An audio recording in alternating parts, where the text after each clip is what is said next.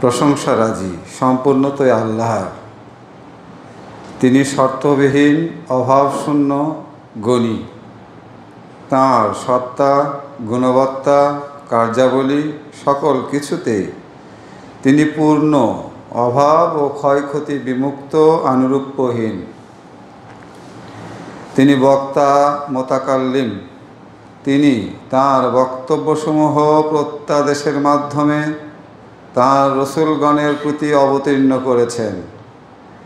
সর্বশেষ প্রত্যাদেশিত গ্রন্থ আল কোরআন অবতীর্ণ হয়েছে তাঁর সর্বশেষ রসূলের উপর। কোরআন নূর, হেদায়েত, নিরাময় এবং সত্য মিথ্যা পার্থক্যকারী।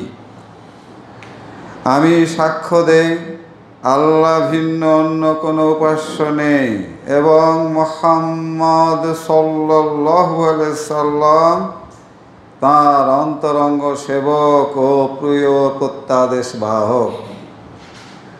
তাঁর প্রতি এবং তাঁর আপনজনদের প্রতি বর্ষিত হোক অগণন ও অপরিমেয় দরুদ ও সালাম। সুপ্রিয় জন উপস্থিতি, নিশ্চয় কোরআন আল্লাহর কালাম। এই মহাগ্রন্থ দ্বারা আল্লাহ তাআলা কোনো কোনো জাতিকে উন্নত করেন, আবার কোনো কোনো জাতিকে করেন অবনত।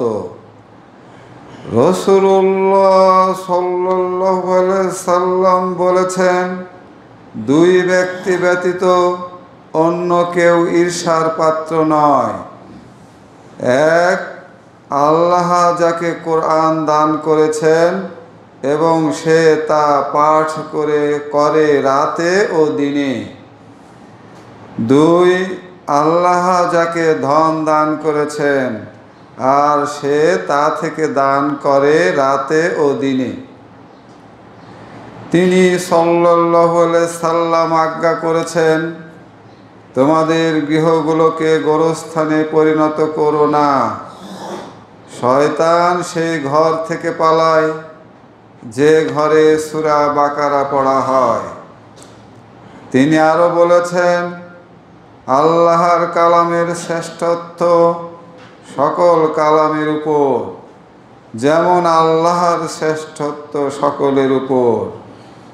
আরো বলেছেন, যার ভিতরে কোরআনের কিছু নেই সে যেন উজাড় গৃহ।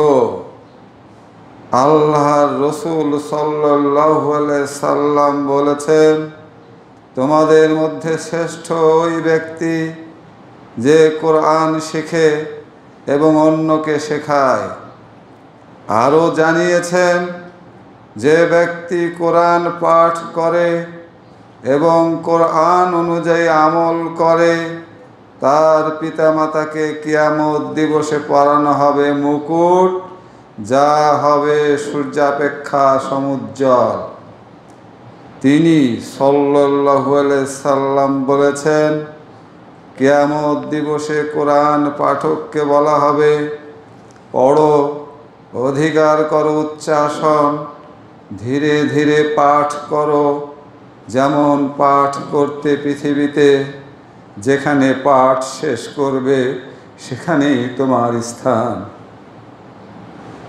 অভিসম্পাদগ্রস্ত শয়তানের চক্রান্ত থেকে আল্লাহর নিরাপত্তা যাচনা করি।